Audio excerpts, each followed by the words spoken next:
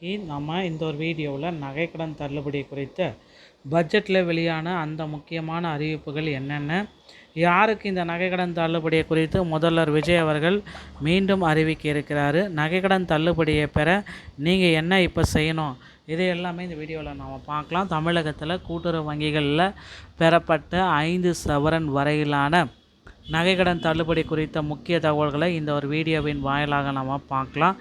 இந்த திட்டத்தின் கீழ் பயன்பெற தகுதி உள்ளவர்கள் மற்றும் தகுதியற்றவர்களுடைய பட்டியலை அரசு ஆய்வு செய்து வருவதாக குறிப்பிடப்படுகிறது. குறிப்பாக அரசு ஊழியர்கள், வருமான வரி செலுத்துவோர் மற்றும் முறையான ஆதார் குடும்ப அட்டை இல்லாதவர்களுக்கும் இந்த சலுகை பொருந்தாது என விளக்கப்பட்டிருக்கிறது.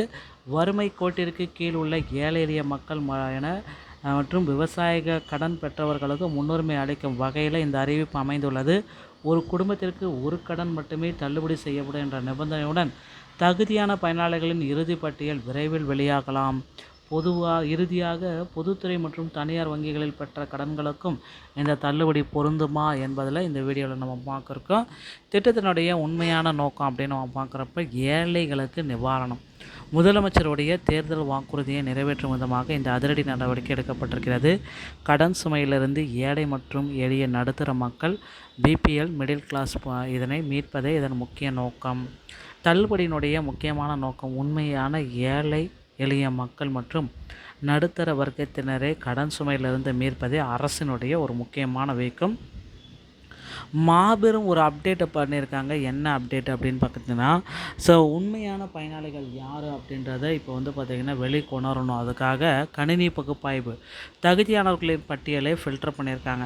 48,84,726 பேர் நகைக்கடன் பெற்றிருக்காங்க. அதில் 35 லட்சத்துக்கு மேலே தகுதிகள் நிராகரிப்பு, 13 லட்சத்துக்கு மேலே தகுதியானவர்களுடைய பட்டியலை ரெடி பண்ணியிருக்காங்க. வறுமை கோட்டிற்கு கீழ் உள்ளவர்கள், நடுத்தர மக்கள், இவங்க எல்லாமே தகுதியானவர்கள். மத்திய மற்றும் மாநில அரசு ஊழியர்கள், பொதுத்துறை வங்கிகள் ஊழியர்கள், இவங்க தகுதியற்றவர்கள் அப்படின்னு சொல்கிறாங்க. அடுத்து பார்த்திங்கன்னா விவசாயம், அத்தியாவசிய தேவைகளுக்கு கடன் பெற்றவர்கள் தகுதியானவர்கள், வருமான வரி செலுத்துவர்கள் தகுதியற்றவர்கள், குறிப்பிட்ட காலக்கெடுவுக்குள் பெறப்பட்ட கடன்கள் தகுதியான கடனாக இருக்கணும், பெரிய வணிக நோக்கத்திற்காக பெற்ற கடன்கள் தகுதியற்றவர்கள். தகுதியான வங்கிகள் மற்றும் பொருந்தாத வங்கிகள் அப்படின்னு நம்ம பார்க்குறப்ப மத்திய மாநில அரசின் கீழ் இயங்கும் 8 வகையான கூட்டுறவு நிறுவனங்களுக்கு மட்டுமே இது பொருந்தும்.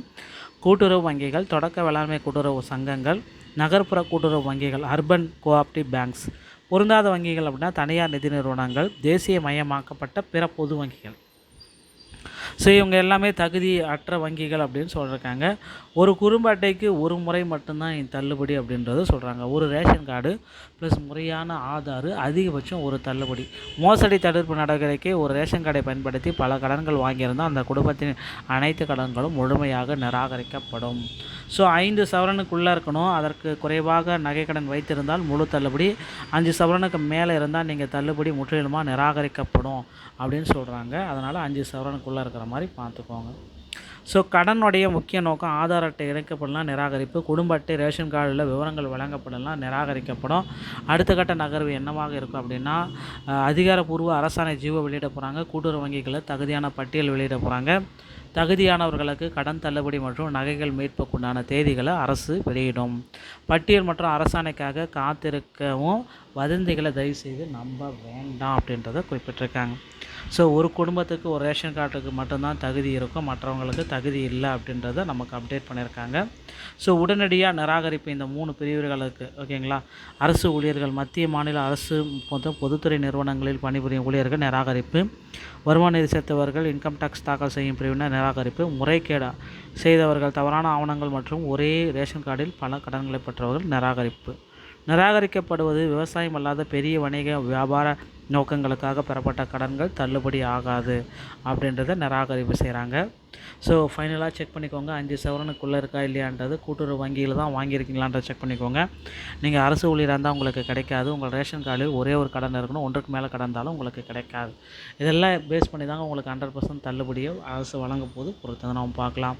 இந்த தகவல் உங்களுக்கு பிடிச்சிருந்தால் நீங்கள் நம்மளுடைய சேனலோட இணைந்திருங்க. மீண்டும் ஒரு நல்ல தகவலோட நான் உங்களை சந்திக்கிறேன். நன்றி, வணக்கம்.